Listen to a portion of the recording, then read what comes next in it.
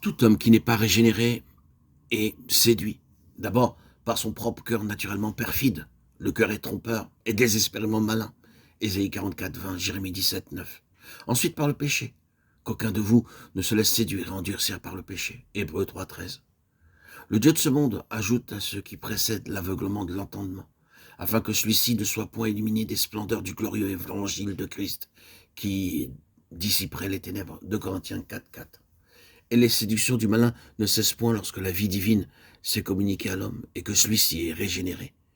Car l'aveuglement de l'intelligence ne se dissipe que dans la mesure où l'on voit les mensonges et les impostures de Satan, et où ils sont chassés par la lumière de la vérité, même quand le cœur est renouvelé et que la volonté s'est tournée vers Dieu. Il n'en demeure pas moins que le tempérament de l'homme reste toujours imprégné de dispositions assaisonnées sur soi et que la puissance d'aveuglement du malin sur l'entendement de l'homme subsiste en une certaine mesure, comme cela nous est affirmé dans les Écritures. L'homme est séduit quand il entend la parole de Dieu et ne la met pas en pratique. Jacques 1, 22, Luc 6, 49. Il est séduit s'il dit qu'il est sans péché. 1 Jean 1, 8. Il est séduit s'il pense qu'il est quelque chose quand il n'est rien. Galates 6, 3. Il est séduit lorsqu'il se croit sage parce qu'il possède la sagesse du monde.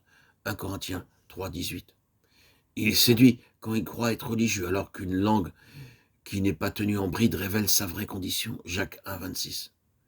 Il est séduit quand il s'imagine pouvoir semer impunément sans récolter ce qu'il sème. Galates 6, 7. Il est séduit quand il se persuade que les injustes pourront hériter le royaume de Dieu. 1 Corinthiens 6, 9. Il est séduit quand il s'imagine n'avoir rien à redouter du contact des pécheurs. 1 Corinthiens 15, 33.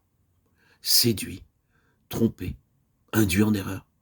Or, comme le mot à défaut de la chose est antipathique à tout être humain, comme chacun refuse, s'irrite de se voir appliquer ce qualificatif avant même de s'être assuré qu'il ne le mérite point, on ignore que cette répulsion est encore l'œuvre du séducteur. Il veut empêcher que ses victimes ne se rendent compte de leur état de crainte, qu'elles n'arrivent à la connaissance de la vérité qui les affranchirait. Si les hommes peuvent être aisément si séduits, induits en erreur à cause de leur nature déchue, comment Satan n'en profiterait-il pas et n'exercerait-il pas toute sa puissance pour aggraver un état de choses déjà si favorable à son action?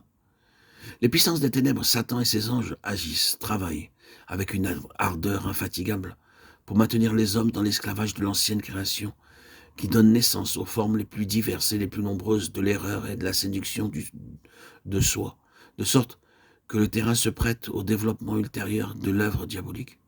Leurs méthodes de séduction sont multiples. Il y en a d'anciennes et de nouvelles. Elles sont choisies de façon à s'adapter exactement à la nature, à l'état et aux circonstances de la victime. Inciter à la haine, à la malice, à la malveillance contre l'humanité, ennemis de toute bonté. Les émissaires de Satan poursuivent l'exécution de leurs desseins avec une persévérance inlassable.